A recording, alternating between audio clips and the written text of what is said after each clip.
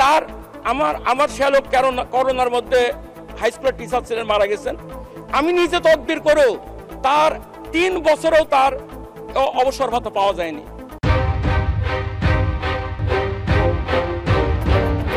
টাকা ছাড়া কিছু হয় না মাননীয় স্পিকার।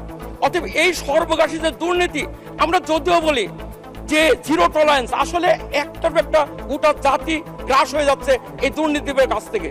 তাই মাননীয় স্পিকার, আমার এই প্রস্তাবের একটি কারণ যে শিক্ষিত বেকার যুবকদের, আমি শিক্ষা মন্ত্রণালয় কর্মসংস্থান মন্ত্রণালয়ের মাননীয় প্রধানকে বলবো, আপনি 8 লক্ষ কোটি টাকা বাজেট করছেন, আপনি মাত্র 20,000 টাকা দিয়ে দেন, যাতে আগামী অর্থ বছরের মধ্যে আমরা মিনিমাম 5 থেকে 10 লক্ষ শিক্ষিত বেকার যুবকদের, বিশ্ববিদ্যালয়তে যারা অনার্স মাস্টার পাস করেছেন, তাদের কর্মসংস্থানের ব্যবস্থা হয়। আমরা তো 80 সালে মাস্টার অনার্স ল শেষ করি, তখন কিন্তু চাকরি দেওয়ার জন্য আমাদের বাড়ি বাড়ি ঘুরেছে মাননীয় স্পিকার, বাড়ি বাড়ি আমাদের কাছে আসছে।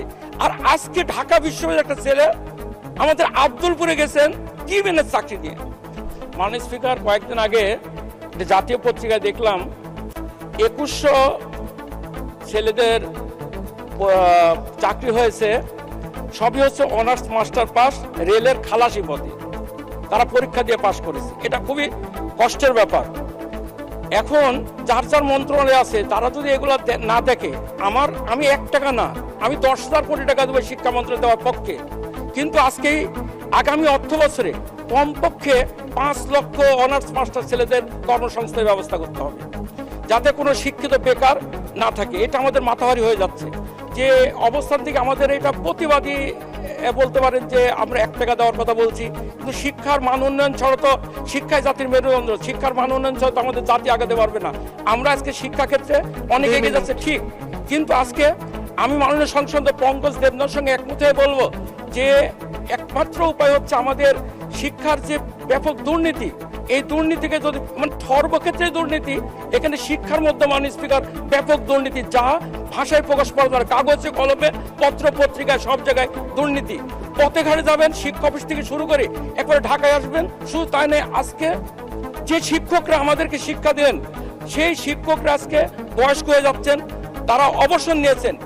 আজকে আপনার এই ঢাকাতে আসবেন, এখানে তাদের গ্র্যাচুইটি, তাদের অবসর ভাতা, টাকা ছাড়া একটি 5 বছর 4 বছর থেকে কোনো শিক্ষক তাদের এই ভাতাটা পাচ্ছে না। আজকে একটা শিক্ষক অ্যাক্সিডেন্টে মারা গেছে মাননীয় স্পিকার, উনি কোর্টটাই পড়ে গেছেন, কি মেনের চাকরিটা কি জানেন না।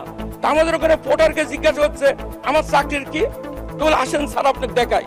তো একটা ট্রেন আসলো, ইঞ্জিন কাটলো, ওই ধরে বলেছে এইভাবে আপনার এই ইঞ্জিনের সঙ্গে লাগাই দিতে হবে। এইটা আমাদের জন্য কষ্টদায়ক, জাতির জন্য দুঃখজনক। আমরা চাইব শিক্ষিত বেকার যুবকদের জন্য মাননীয় প্রধান ব্যাপক কর্মসূচি দিচ্ছেন। এটা করলে আপনাকে জাতি এবং শিক্ষিত বেকার যুবকরা আজকে যে অসহায়ের মতন মোবাইল টেলিফোন নিয়ে এবং অন্য কাজ নিয়ে যারা খবর করেছে, নিশায় আসতে হচ্ছে, আত্মহত্যা করছে শিক্ষিত বেকার যুবকরা, এটা তারা পরিহার করবে, তারা কর্মসূচি পারে। মাননীয় স্পিকার, আপনাকে ধন্যবাদ।